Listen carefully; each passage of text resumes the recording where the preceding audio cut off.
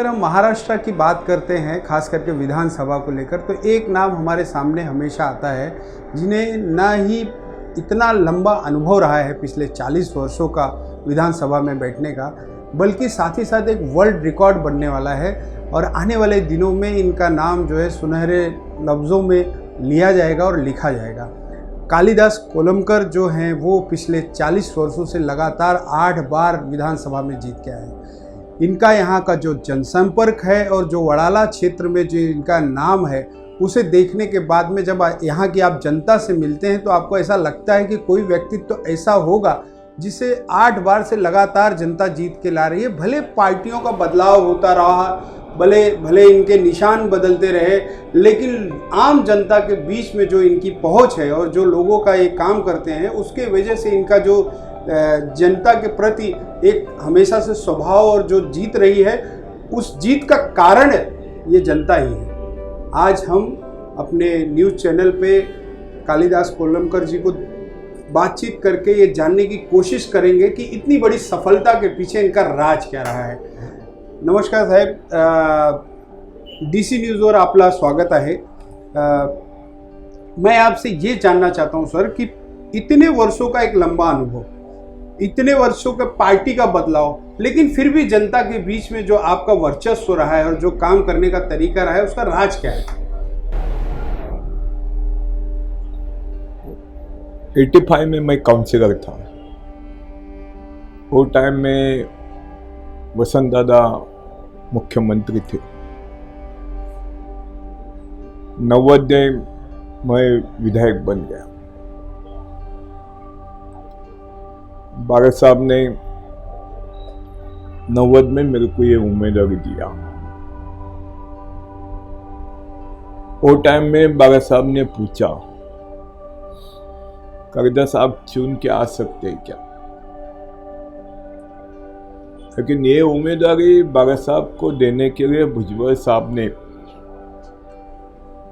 विनती किया। वो टाइम में बागत साहब को भुजबल साहब ने इन लोग का मीटिंग चालू था। बम्बई के सब उम्मीदवार फाइनल करने का इन लोग का इरादा था। वो टाइम में भुजबल साहब ने बोला नायगांव में किसको उम्मीदवारी देने का, तो उधर सुधीर जोशी साहब हमारे पार्टी के नेता थे, दत्ता ईसाई, यानी मैं खुद भुजबल खड़ा रहेगा तो मैं चुन के आएगा नहीं। उधर आप कालिदास कोलंबकर का आप सोचो, वो उधर से चुन के आ सकता है। बागत साहब का शाम को फोन आया, कालिदास आप सुबह 11 बजे मातोश्री पर आने का।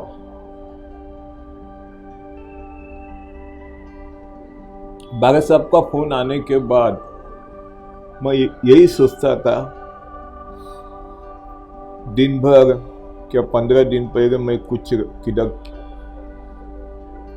लफड़ा किया है क्या, कुछ प्रॉब्लम हो गया है क्या, कोई मेरा कंप्लेंट लेके गया है क्या, यही मैं सोचता था। मेरे को बागत साहब विधायक बनाएगा ये मेरे माइंड में नहीं था। इस सुबह 11 बजे जाने के बाद बागत साहब ने इतना ही बोला मेरे को, कालिदास तू नायगांव से चुन के आ सकता है क्या? अब इसको और टाइम में गृह मंत्री विराज सावंत थे। बागत साहब का भाषा अलग थी। वो टाइम में जो बात किया हूँ मैं टीवी पर नहीं बात कर सकते। तू जीत के आ सकता है क्या ये आदमी के सामने? मैं बागत साहब को इतना ही, बागत साहब मेरे को क्या आप विधायक का टिकट देने वाले क्या? अरे इसलिए तो तेरे को बुलाया। तो बागत साहब, मैं इतना ही बोला, बागत साहब टिकट देगा, आपका आशीर्वाद देगा तो मिनिमम मैं 500 वोट से तो चुन के आ सकते हैं। जा मैं देखता है, मैं मैं थोड़ा सा आगे गया और वापस रिटर्न आया और बागा साहब को मैं इतना ही बोला, बागा साहब मैं आपसे क्या बोला, 500 वोट से तो मैं चुन के आएगा, लेकिन कुछ ऐसा प्रॉब्लम हो जाएगा तो 2-3 महीने में कॉर्पोरेशन का चुनाव आता है, तो चुनाव का टिकट भी मैं मांगने के लिए आएगा नहीं। ऐसा बात करके मैं निकलने वाला था, तभी बागा साहब बोले, कविता जा इधर खड़ा मत रहो, डायरेक्ट जाके उधर मेरा नाम बताओ और बी फॉर्म ले, तैयारी में लग गए उधर हाँ बी फॉर्म ले। ये वर्ड पर बागा साहब ने मेरे को टिकट दिया। सर, आपका एक बहुत बड़ा अनुभव जैसे शिवसेना का रहा है, वैसे ही आपने फिर कांग्रेस में भी आप गए, अब भाजपा में हैं, तो हर पार्टियों का आपका अनुभव कैसा रहा है? मतलब बाकी शिवसेना से अलग बाकी पार्टियों का किस तरीके का अनुभव है आपका? देखो, मैं पार्टी बागा साहब जब भी थे तभी पार्टी का कीमत था। अभी जो चला है वो टाइम में बिजनेस माइंड नहीं था। बागा साहब जो तरीके से काम करते थे, बागा साहब ने कभी उम्मीदवारी देते समय ग्रास रूट के जो कार्य करते थे इन लोग को ही उम्मीदवारी दिया। बराबर। अभी बंबई के महापौर चंद्रकांत पडवा, ये लॉन्ड्री में पावती बनाते थे। वो पडवा साहब को महापौर भी बनाया और विधायक भी बनाया।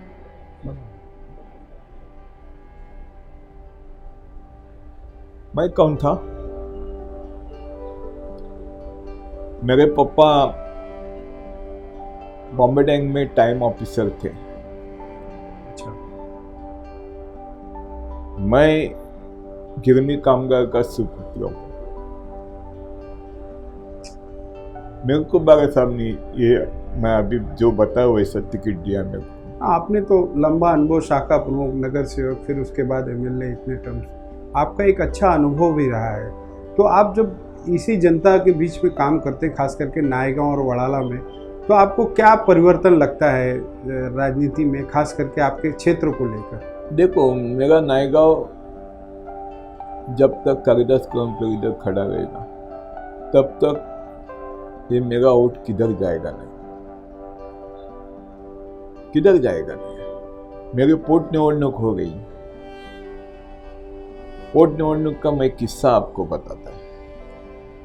228 बूथ नायगांव में है और उद्धव जी को मेरे को गिराने का ही था, इसका सपना था। मैं बागा साहब का कार्यकर्ता हूं। मैं हाउस में भी जाहिर बात किया, मैंने हाउस में भी कि हाउस में ऐसा बात किया मैं, हमारे पापा मम्मी ने हम लोग को जन्म दिया, लेकिन पॉलिटिक्स में राजकीय जन्म बागा साहब ने दिया। मैं अभी बीजेपी पार्टी में है, लेकिन जो सही है वो सही मैं बात बताता है। तो झूठा धंधा हम कभी किया नहीं। और ये मतदार संघ चुनाव का टाइम में मेरे को इतना 228 बूथ पर उद्धव साहब ने 228 शाखा 100 कार्यकर्ते और एक शाखा मुक्त। 228 बूथ पर 228 शाखा इन लोगों ने उधर खड़ी की थी मेरे को वो बूथ में वोट ये करने के लिए, गिराने के लिए। तो इतना होने पैसा कितना बांटा उधर, वो भगवान को मारने मेरे को। और सब बम्बई आई थी गिराने के लिए। वो पहले मैं चुन के आया था 36,000। ओ जो पोटनिवडणूक जो वोट कम से कम 10,000 वोट मेरा कमती हो गया और मैं 25,000 से चुन के आया। ये इस बार के चुनाव का आप बता रहे हैं, मतलब ये जो लास्ट चुनाव हुआ उसके पोटनिवडणूक का। अभी जैसे यहाँ पे इतने वर्षों से आप काम कर रहे हैं, एक आपका अनुभव अच्छा खासा पुलिस से लेकर भी है, उस पर आपने काफ़ी काम किया हुआ है, खास करके पुलिस महकमे को लेकर। तो उसके बारे में कुछ बताएं कि पुलिस महकमे के लिए आपने क्या। देखो, मैं बीजेपी में जो आया और देवेंद्र फडणवीस साहब की जबान पर मैं आया। साहब ने मेरे को जो मेरा काम था, काम करने वाला आदमी इम्पोर्टेंट मैं मानता हूँ, पार्टी इम्पोर्टेंट नहीं मानता। देवेंद्र जी ने मेरे को बुलाने के बाद मैं साहब को इतना ही बोला, मेरा 4 काम है। एक 92 एकड़ पर जमीन पर जो बगीचा है, इसका डेवलपमेंट का एक मेरा प्रपोजल है। एक पुलिस हाउसिंग का है, एक अपना गिरनी कामगारों को 300 कारपेट वो बढ़ा के दे दो, और चौथा मेरा भीमज्योत चैत्य भूमि के पास बाबा साहब के स्मारक के इधर भीमज्योत चाहिए। ये 4 ही काम था मेरा। तो देवेंद्र साहब ने मेरे को बोला, कविदास जी मैं काम करके देता है। मैं खुश हो गया। पार्टी इंपॉर्टेंट नहीं, काम करने वाला आदमी इंपॉर्टेंट है। बिल्कुल। और जो पार्टी में काम करने का और दिल से काम करने का, वैसा मैं काम चालू किया है। अभी इस 5 वर्षों में महाराष्ट्र की राजनीति को पूरा देश देख रहा है। बहुत सारा फेरबदल हुआ, शिवसेना 2 हो गई, राष्ट्रवादी कांग्रेस 2 हो गई। पिछले 2.5 साल उद्धव जी सीट पे थे, अब शिंदे जी हैं और देवेंद्र फडणवीस जी चला रहे हैं। खास करके भाजपा के आपके लीडर वही हैं महाराष्ट्र के। तो विधानसभा में अभी आप जाते हैं तो कुछ बदलाव नज़र आता है? कुछ ऐसा लगता है कि नहीं, ये सब चीज़ों से इतने बिखराव और इतने अलग अलग होने से काफ़ी कुछ चेंजेस आए या वैसे ही? देखो, मैं इतना ही सोचता है, इतना ही देखता है। अभी ये पद पर जो यानी एकनाथ शिंदे साहब होना दो, देवेंद्र जी होना दो, अजित दादा होना दो, ये तीनों नेते हैं, ये ग्रास रूट में काम करने वाले नेते हैं। कुछ भी बात करके दिन निकालना ये धंधा नहीं है इन लोग का। दिल से ग्रास रूट में जाके कोई नेता ऐसे कभी ग्रास रूट कभी गए नहीं, ग्रास रूट में कभी गए नहीं, कभी काम नहीं किया। तो भी इन लोग हम लोग कुछ बड़े हैं ऐसे दिखाते हैं।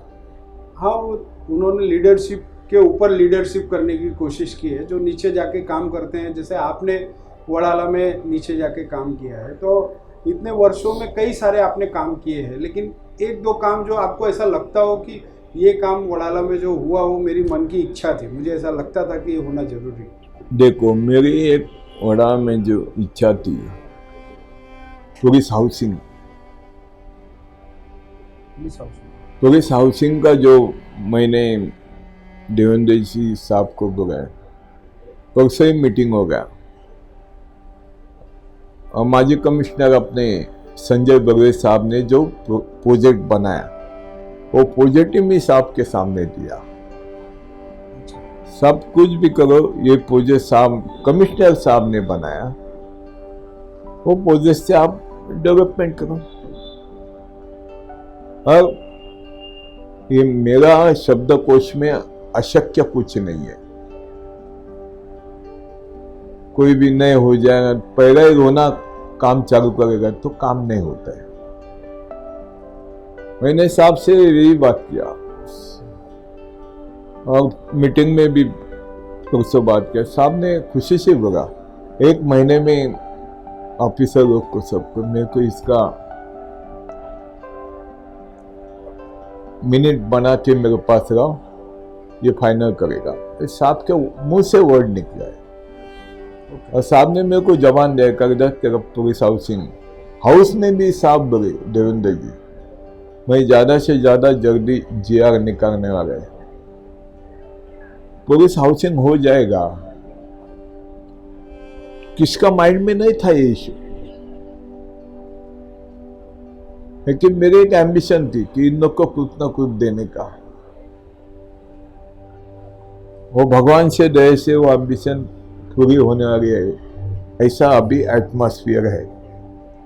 एक बहुत बड़ा तबका आपके यहाँ तो स्लम का भी रहा है पिछले कई वर्षों से, काफ़ी डेवलपमेंट भी चल रहा है, लेकिन अभी जो उसके अंदर बदलाव हुए हैं इतने वर्षों में, तो आपके समय से अब तक कितने यहाँ पे डेवलपमेंट हो चुके हैं जिसको ध्यान में रखते हुए आपको लगता है कि ये बस्ती में क्या मालूम है डेवलपमेंट मेरे एरिया में वैसे भी देखेगा तो बहुत अच्छे हो गए। कभी कभी एक डेवलपमेंट ऐसा होता है कि उधर की कमेटी जो तरीके से स्पीड से जाना मांगता है वो जाती नहीं, जो नहीं मांगता है वो नाटक करती है।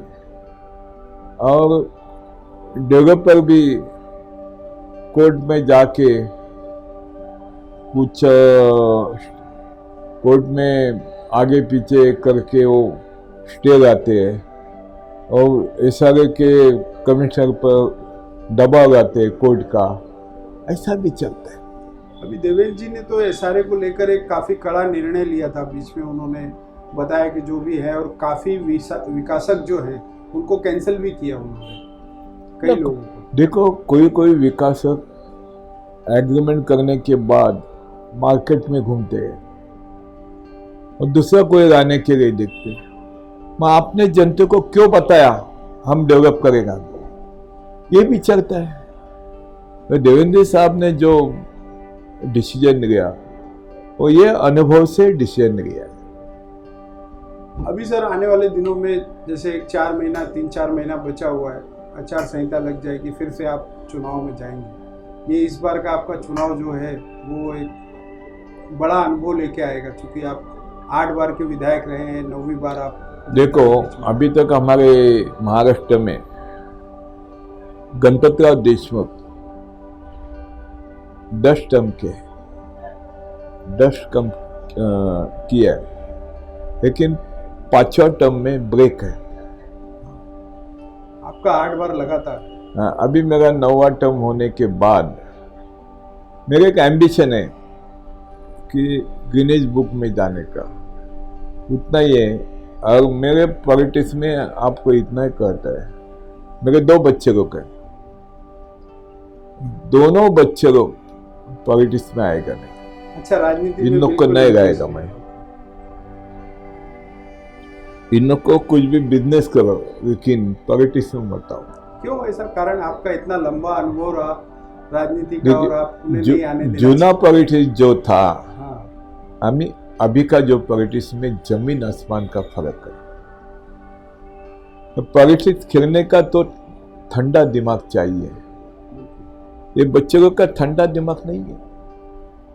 जो सही है वो सही बताता है। बिल्कुल बिल्कुल। अभी आज की राजनीति भी काफी अलग हो गई है पहले से, आज बहुत सारा बदलाव। पहला जो हाउस चलता था केशवराव धोंडगे, दत्ता पाटिल, वसंत दादा, अलग अलग नेता थे वो। बराबर। नहीं, इस बार भी जो संसद का चुनाव रहा, खास करके इस बार संसदीय चुनाव में आप ही की पार्टी के फिर से तीसरी बार प्रधानमंत्री बने मोदी जी, लेकिन जो महाराष्ट्र में आपने भी एक काम किया होगा लगातार संसदीय चुनाव को लेकर, तो आपका पर्सनल अनुभव क्या रहा इस संसद के चुनाव में? देखो, मोदी साहब के बारे में बहुत कुछ मैं बता सकता है। मैं बहुत पीएम देखे,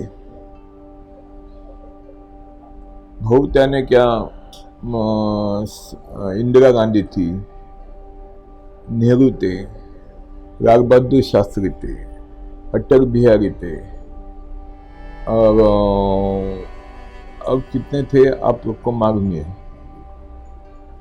क्योंकि इन्होंने जो काम किया और मोदी साहब ने जो काम किया अलग है। मोदी साहब का काम करने का तरीका, इन लोग के माइंड में टाइम इंपॉर्टेंट है। एक इतिहास में मोदी साहब को एक ही पॉइंट पर मैं इतना काम करने का तरीका कितना फास्ट है। इधर मम्मी का देहांत हो गया, मम्मी को अग्नि देने के बाद आधा घंटे के बाद वो ट्रेन का ओपनिंग के लिए जाते हैं। अभी तक कोई गए क्या? देखो, यानी टाइम इज मनी, टाइम को इम्पोर्टेंट माना। उनके विकास के चर्चे तो पूरे देश में होते हैं, और उसका यही कारण भी रहा कि तीसरी टर्म में भी जो एनडीए है वो आई सत्ता में। क्यों? क्या विरोधक है ना, विरोधक आप कितना भी अच्छा काम करो, वो अच्छा बोलेगा भी नहीं। वो अच्छा बोलेगा तो इसका पीछे जो आदमी को है वो भाग जाएगा, वो रहेगा भी नहीं पीछे। इसको विरोधी करना मांगता, विरोध करेगा तो विरोधी पार्टी टिकने वाली है, नहीं तो इन लोग को गांव में जाना मांगता है। एक आने वाले चुनाव में आपको शुभकामनाओं के साथ एक आखिरी सवाल हम लेते हैं कि अगर आप आने वाले दिनों में, इतने वर्षों का आपका अनुभव रहा है, तो एक नई जो पीढ़ी आ रही है खास करके राजनीति में, उसमें आप अपने किस अनुभव को शेयर करना चाहेंगे कि अगर आप राजनीति में आ रहे हो, चूंकि अब नए लड़के भी आ रहे हैं, इस बार देखिए 25-26 साल के लड़कों को संसद में जाने का मौका मिला, लड़कियां भी आई, तो उनके लिए आपका अनुभव क्या? इन लोग को मैं शुभेच्छा देता हूँ। शुभेच्छा देते समय इन लोग को इतना ही कहता हूँ, पॉलिटिक्स में रहने का दिमाग शांत रखना चाहिए और ग्रास रूट में काम करना चाहिए। ऑफिस में बैठ के मैसेज देने का, कुछ बड़ा नेता बनने का नहीं बन सकता। हमारे साथ थे कालिदास कोलमकर जी, जिनके 40 वर्षों का अनुभव एमएलए का हमने सुना। अब इस बार ये 9वीं बार विधानसभा के चुनाव के लिए जा रहे हैं। इनसे बातचीत करके हमें अच्छा मिला, हमारे दर्शकों को भी इसका मज़ा आएगा, और इनके अनुभव के साथ आने वाली जो राजनीतिक पीढ़ी है उसे भी एक सीखने का मौका मिलेगा। डीसी न्यूज़ के साथ बातचीत करने के लिए आपका बहुत बहुत धन्यवाद सर।